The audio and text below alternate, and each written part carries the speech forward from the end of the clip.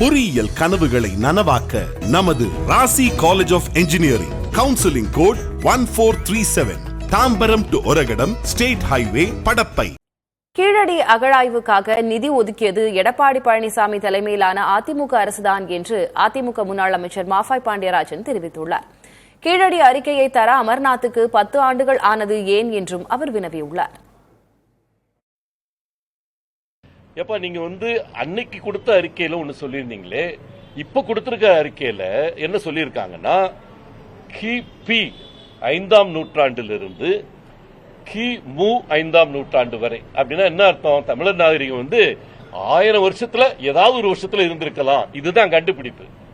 இந்த கண்டுபிடிப்பு யாராவது ஏத்துக்குவாங்களா? இப்ப கார்பன் டேட்டிங்ல என்ன ஒரு 1000 வருஷத்துக்குள்ள ஒரு நாள் அப்படின்னு சொல்றதுக்கு கார்பன் டேட்டிங் இதுக்கு அமெரிக்காவுக்கு அனுப்புவாங்க? இந்த கேள்வியை தான் அவங்க கேட்டிருக்காங்க. அதற்கு அவர் ராமகிருஷ்ணன் பதில் சொல்லணும். இதுல இறங்கி அரசியல் செய்ய பார்க்கிறது திமுக. 2015, 2016 இந்த 3 ஆண்டுகள்ல மத்திய அரசாங்கத்தால் செய்யப்பட்ட அகழ்வாயுடைய ரிப்போர்ட்டை இவர் எப்ப கொடுக்கிறாரு? போன வருஷம் கொடுக்கிறார். ஓகே, என்னாச்சு 10 வருஷம்?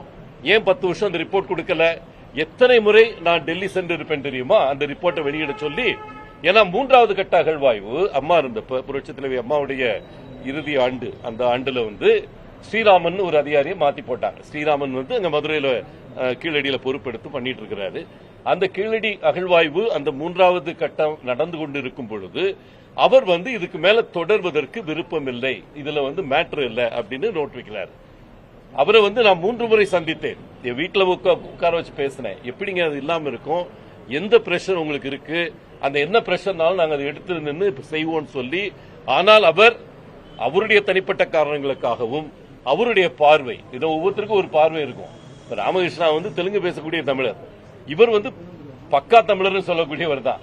ஆனா அவர் என்ன கண்டு பார்த்தாரு, இந்த இருக்கிற உபகரணங்கள்ல புதுசா ஒன்னும் கிடைக்கலங்க அப்படின்னு சொல்லிட்டு ரிப்போர்ட் எழுதுறாரு. அப்போ புரட்சி தலைவி அம்மா இருந்த காலகட்டம்.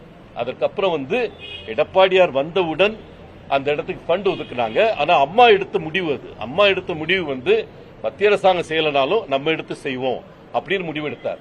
பொறியியல் கனவுகளை நனவாக்க நமது Rasi college of engineering counselling code 1437 Tambaram to Oragadam state highway Padappai.